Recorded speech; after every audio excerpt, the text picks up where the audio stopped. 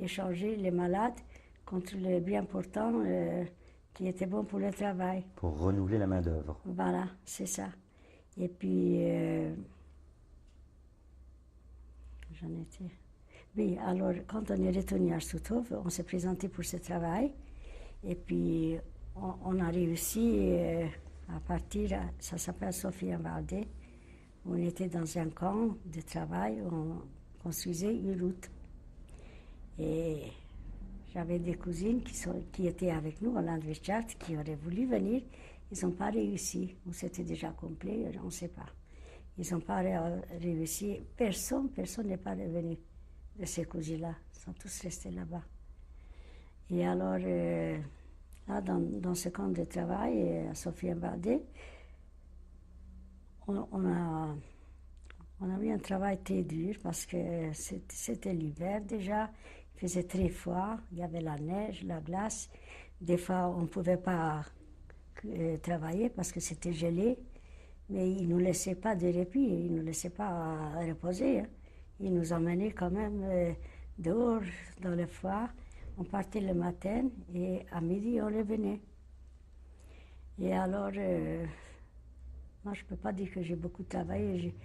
J'ai pas. Puis il y avait aussi, à un moment donné, il y avait des SS hongrois qui nous gardaient au travail. Et ils sont venus, ils nous disaient, c'était avant Noël, ils nous disaient, nous aussi, on est malheureux. Ils nous ont montré des photos de leur famille, de leurs enfants. Et nous aussi, on ne mange pas tellement à notre faim, on est loin de la famille, enfin. Ils ne sont pas restés tellement longtemps là-bas. Et alors, ils pouvaient être gentils avec nous parce que nous, on parlait hongrois et on n'était pas beaucoup des hongroises là-bas. Il y avait 500 ou 600 femmes et on était peut-être une vingtaine, une trentaine des hongroises et de Tchécoslovaquie qui parlaient hongrois, de la frontière. Et toutes ces filles-là de Tchécoslovaquie, elles étaient en bonne position là-bas. Elles étaient dans les cuisines et elles avaient la bonne vie. Elles n'avaient pas faim, elles ont mangé quand même mieux que nous. Et il y avait quelques Hongrois qui allaient travailler, puis elles savaient qu'elles étaient. Elles parlaient anglais, elles allaient demander dans la cuisine à manger. Nous, on n'a jamais été. Jamais, jamais, jamais. On ne pouvait pas demander, nous. C'était pas. On préférait mourir de faim que on était bêtes d'ailleurs de faire ça. Et puis enfin, là-bas, je suis tombée malade. Je suis tombée malade et j'avais une furoncle. Toutes les filles, elles avaient des furoncles là-bas, mais moi, c'était spécial parce que j'avais ma jambe complètement enflée. Et puis j'avais beaucoup de fièvre et ça a commencé comme ça. Je suis allée au travail. La veille, au soir, j'étais bien. J'ai rien senti. Et en arrivant au travail, j'ai commencé à avoir mal et je me sentais mal. Je ne savais pas ce qui m'arrive. Alors il y avait un SS hongrois. Je me rappelle très bien de lui. Il était petit et une très grande moustache. Et il était très sauvage, très méchant. Et puis il fallait demander la permission pour aller dans les toilettes. Il fallait le dire. Après, on pouvait aller. On n'avait pas le droit d'y aller. Et je suis tout le temps allée dans les toilettes pour voir. Et j'ai senti une boule ici. Le furoncle était à l'intérieur, pas à l'extérieur comme chez tout le monde. Et j'avais déjà une cousine qui est en Israël maintenant, qui était déjà malade, exactement pareil comme moi. On était les deux dans tout le camp à avoir cette maladie comme ça. Et elle était déjà couchée avec la fièvre dans la baraque. Et toute la matinée, je courais dans les toilettes pour voir. Et chaque fois que je retournais, chaque fois ça grossissait. Ça grossissait et chaque fois je me sentais déjà tellement mal à midi quand il fallait retourner. Je ne pouvais plus marcher, je ne pouvais pas rester debout.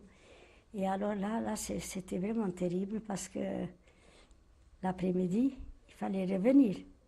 Et je ne pouvais pas marcher. Je suis rentrée dans le camp, ma soeur qui m'a soutenue et ma cousine qui m'a soutenue. Et si j'allais me présenter à l'hôpital, ça s'appelait le Revir. Ils appellent ça réveil. Et si je vais me présenter, je serai sur la liste, c'est comme si je signais ma condamnation à mort. Je ne voulais pas être sur la liste, mais je n'avais pas d'autre issue. Si je voulais rester couché, il fallait que j'aille. Alors je suis allée voir la doctoresse, c'était une doctoresse allemande, enfin juive allemande, déportée aussi. C'était une femme âgée, elle était adorable. Elle m'a sauvé la vie, elle était tellement gentille avec nous, vraiment. Elle m'a sauvé plusieurs fois la vie. Et puis elle m'a pris la température, j'avais que 38. Elle a dit, malheureusement, je ne peux pas te laisser aller t'allonger parce que j'ai l'ordre que seulement au-delà de ton titre, on peut donner l'autorisation. Alors elle a dit, tu sais, tu vas aller dans la cuisine, tu vas éplucher les pommes de terre. Il y avait les filles qui étaient déjà en convalescence, qui étaient malades avant, qui travaillaient là-bas dans la cuisine. Et on m'a donné un couteau, je me suis assis. Je ne pouvais pas rester assis, je ne pouvais pas rester debout. Assis, j'avais mal, debout, je ne tenais pas. J'ai pleuré comme ça, tout doucement. Non, moi, je ne savais pas quoi faire. Et les filles, elles ont vu ça. Moi, je ne les connaissais pas, ces filles-là. Et puis, elles ont vu, elles m'ont demandé, tu te sens pas bien, qu'est-ce que tu as? J'ai dit, je ne suis pas bien, je suis malade et j'ai mal. Elles ont dit, tu sais quoi? On dira rien à personne. On va t'aider, on t'emmènera dans ta baraque et tu vas te coucher. Et c'est ça qu'elles ont fait. Et il y a deux, elles m'ont aidé à aller dans la baraque, me coucher. Et puis, je me suis allongée et ça allait toujours plus mal, plus mal. Le soir, quand ma soeur est arrivée du travail, elle allait chercher la doctoresse et puis j'avais déjà presque 40 de fièvre le soir. Alors, j'étais à côté de ma cousine qui était déjà couchée là-bas. Et puis elle a dit, on a dit qu'on était des cousines. Et puis elle a dit, dès qu'il y aura, il n'y a pas de place à l'hôpital, mais dès qu'il y aura un lit de libre, je vous mettrai une à côté de l'autre. Déjà, elle a commencé à être tellement gentille avec nous. Et c'est ce qu'elle a fait quelques jours après. Et c'était terrible parce que quand quelqu'un bougeait sur la paille, j'ai beaucoup souffert là-bas. Alors elle nous a mis à l'hôpital.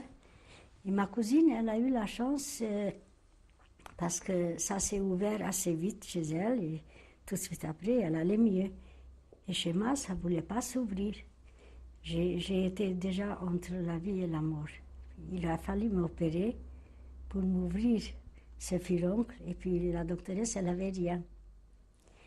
Et il y avait pas loin de notre camp, nous on n'a pas vu, mais elle m'a raconté après, il y avait un camp avec des prisonniers hollandais. Puis il y avait un médecin aussi là-bas. Et le Sturmscharführer, il a permis qu'elle aille demander ce qu'elle avait besoin. Elle lui a dit qu'il faut m'opérer. Et puis tout était prévu pour le lendemain. L'Oberstarführer, il voulait assister à l'opération. Moi je ne savais pas, je l'ai su appris seulement. Et elle s'est procurée là-bas pour me faire une piqûre, une injection. C'était une sorte de liquide rouge. Elle m'a mis ça le soir, elle m'a fait cette piqûre et je me rappelle, j'ai uriné du sang. Enfin, c'était rouge comme le médicament. Et puis ça a dû m'aider pour que l'infection s'ouvre avant qu'on m'opère. J'ai eu cette chance-là la nuit. J'ai senti quelque chose, je croyais que c'était des pus qui marchent. J'étais obsédée par les pus aussi.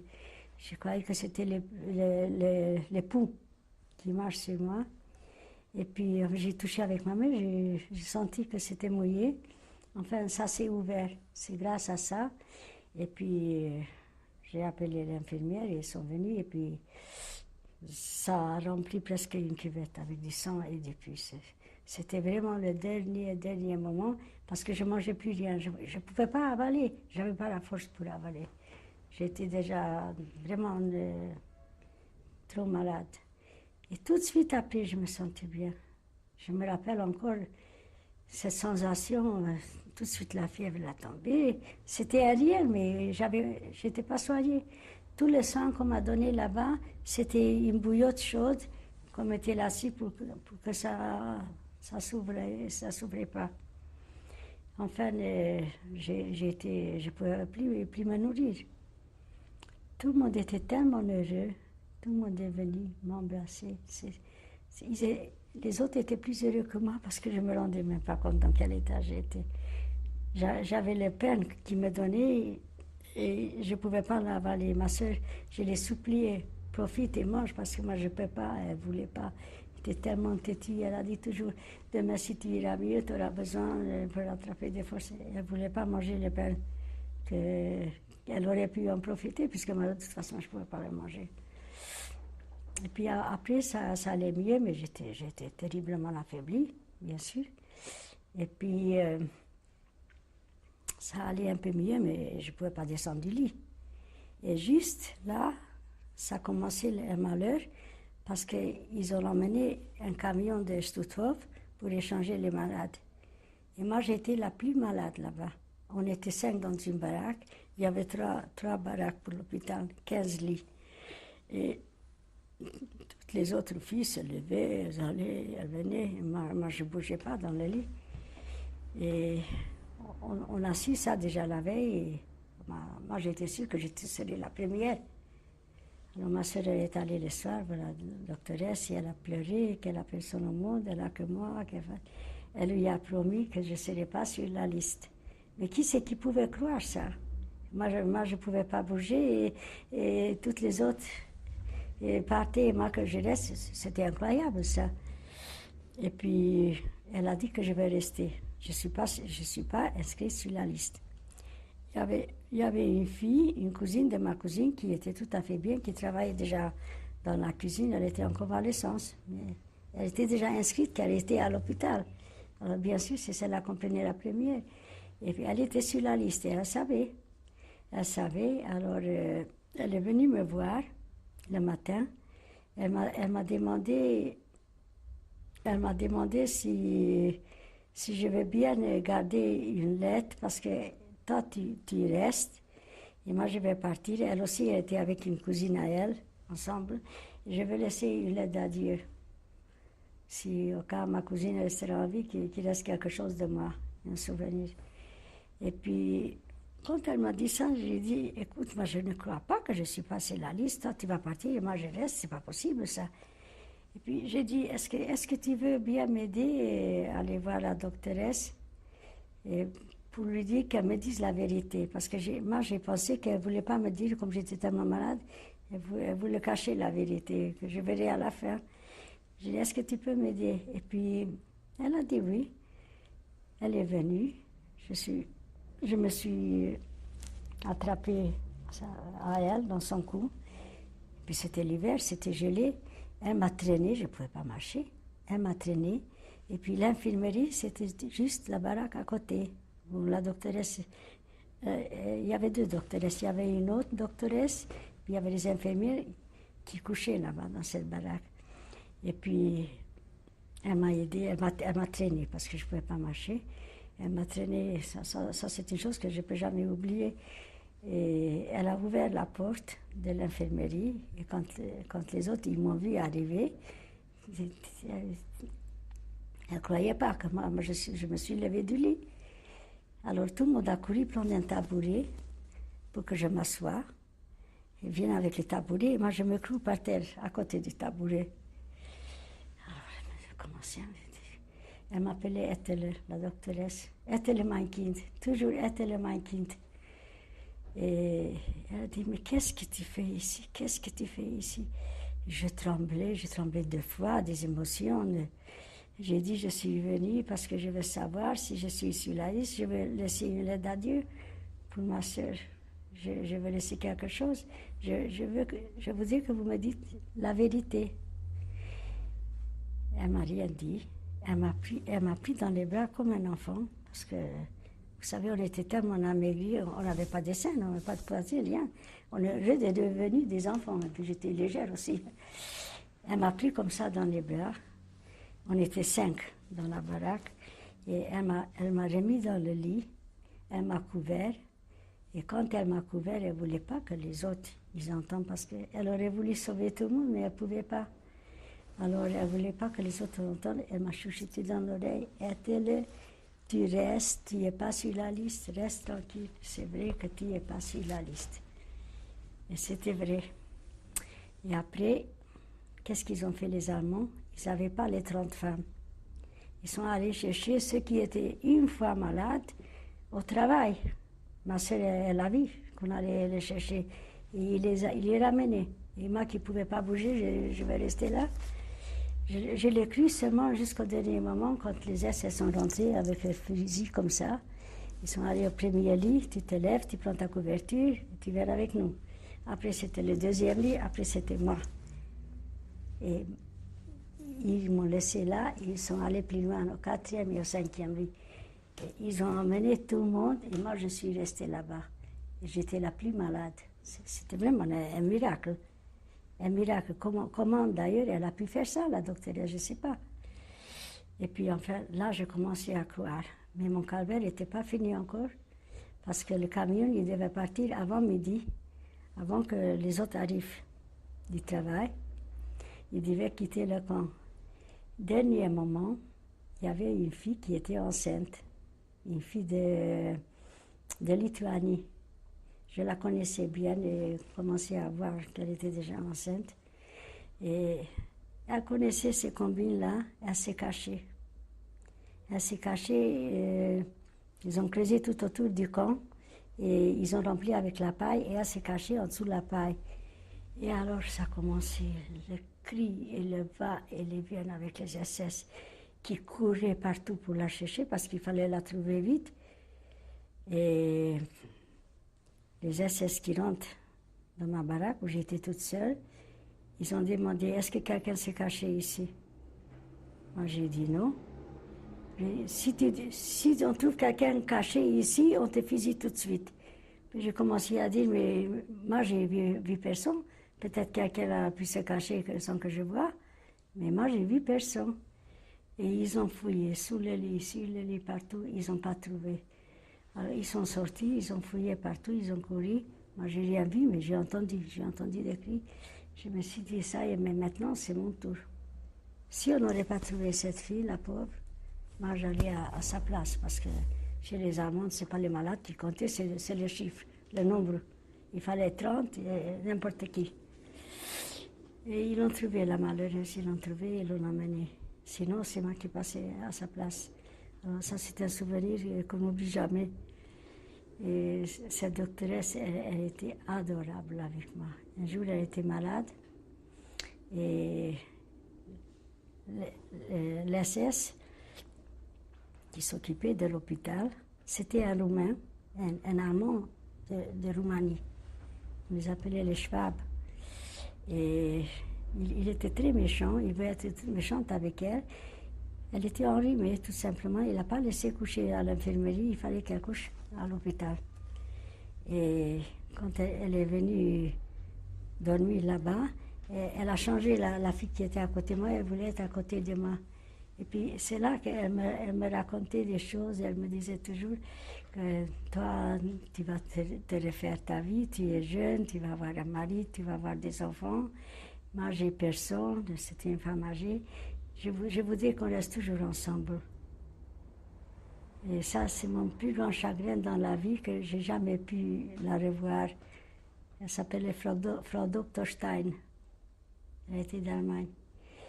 Et là, une fois, elle m'a sauvée. Après un jour, quand j'ai commencé déjà à marcher, ils sont venus me dire si je voulais aller à la cuisine chercher un seau avec des pommes de terre pour eux, parce qu'ils avaient le droit. Et je suis allée, j'ai cherché les pommes de terre, je les déposées. Je me suis dit, et si j'irai encore une fois, et puis je prends des pommes de terre, je vais les faire cuire sur la poêle. Et quand ma soeur et les cousines vont arriver, ils vont avoir un peu de pommes de terre chaudes, je pouvais les faire. J'ai fait ça, je suis retournée dans la cuisine sans problème, là, ils m'ont donné, et je l'ai emmené dans la baraque. Mais ce que je ne savais pas, je pense maintenant, cet SS qui s'occupait de l'hôpital, il a dû me voir. Et moi, j'étais en train de on le coupait en rondelles et on le collait à la poêle.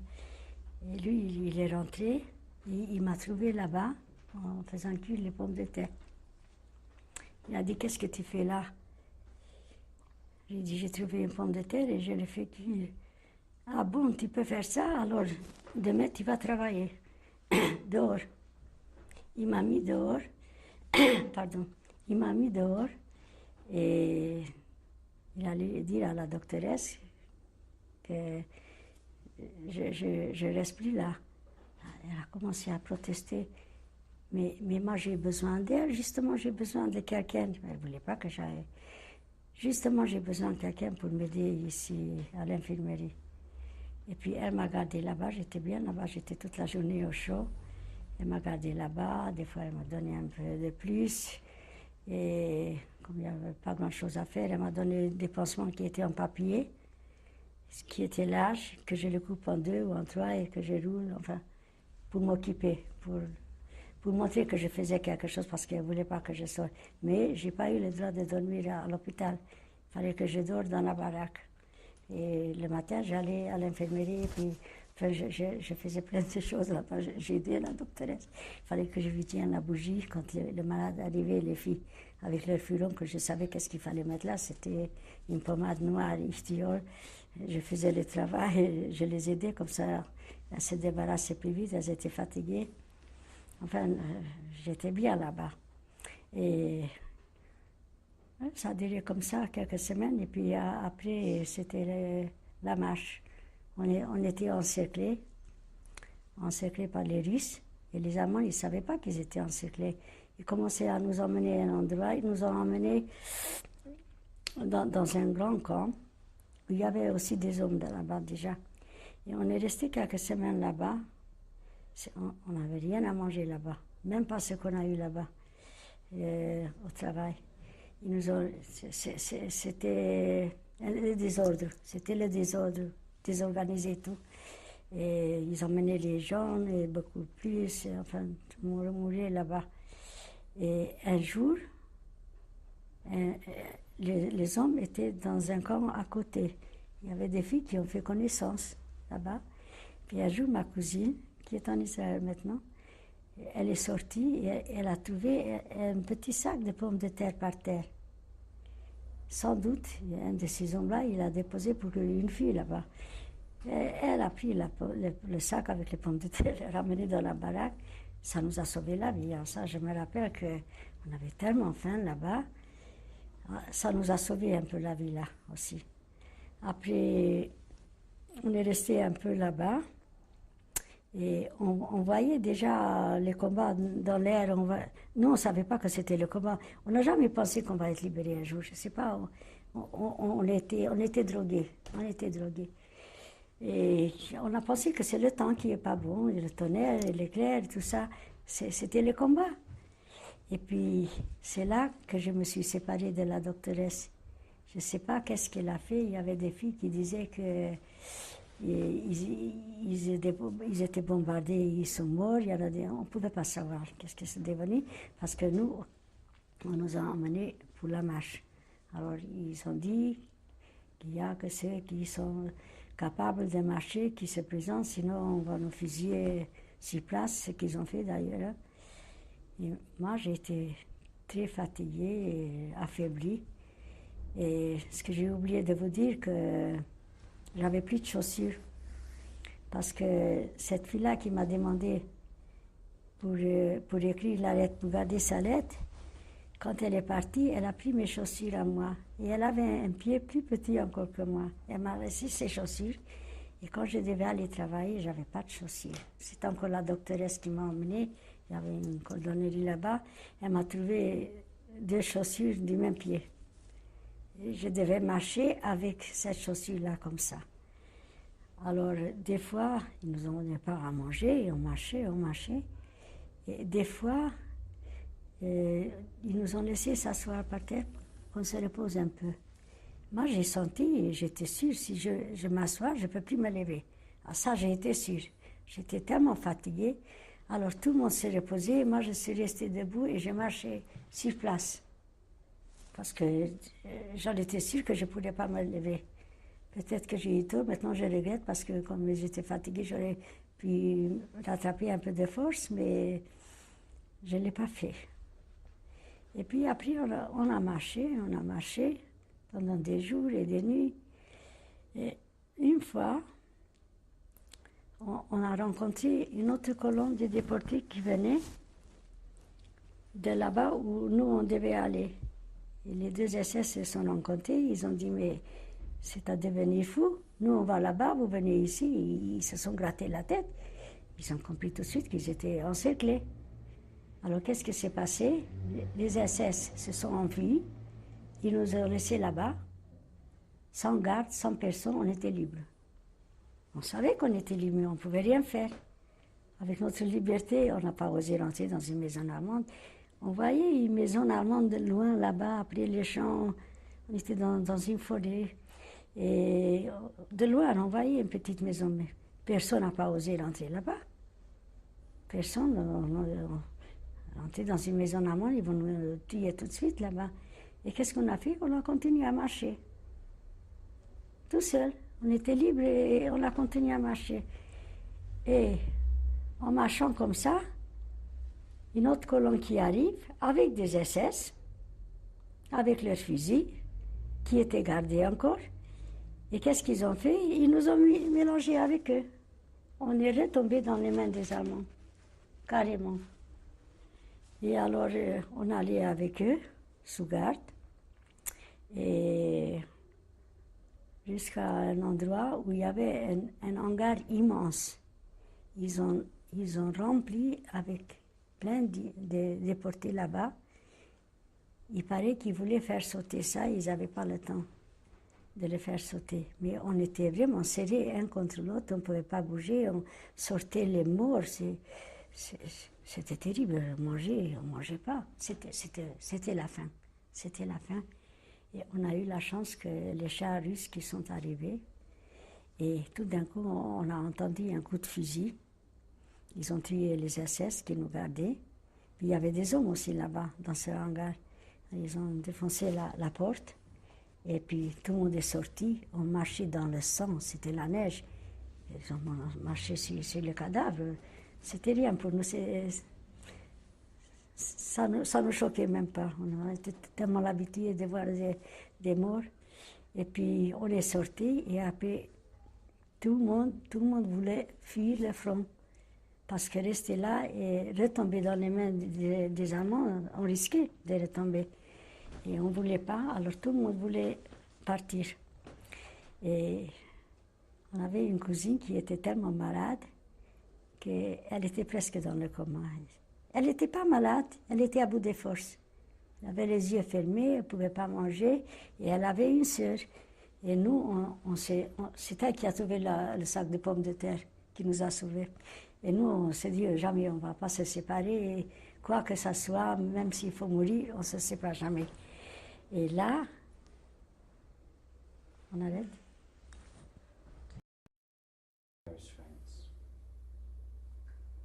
Et alors cette cousine, Alors, celle qui avait trouvé les pommes de terre, cette cousine, elle ne pouvait plus marcher, elle était très malade. Et puis, on est rentré dans une maison, on l'a couchée là-bas, et elle avait une sœur. Si peut-être elle n'avait pas eu sa sœur, on l'aurait peut-être laissée pour mort, parce que pour nous, elle était morte. Vous savez, les soldats russes sont rentrés dans la maison et ils ont fait le signe de croix, comme si elle était morte. Elle était presque morte. Et on ne voulait pas la laisser parce que sa sœur, elle ne serait pas venue avec nous, elle n'aurait pas laissé sa sœur. Et puis nous, on a dit, non, on ne la laisse pas, on est libérée, c'est maintenant qu'on va la laisser seule mourir, c'est pas possible, on reste, même si on risque, on reste. On voulait quand même partir parce qu'on avait peur de tomber dans les mains des Allemands.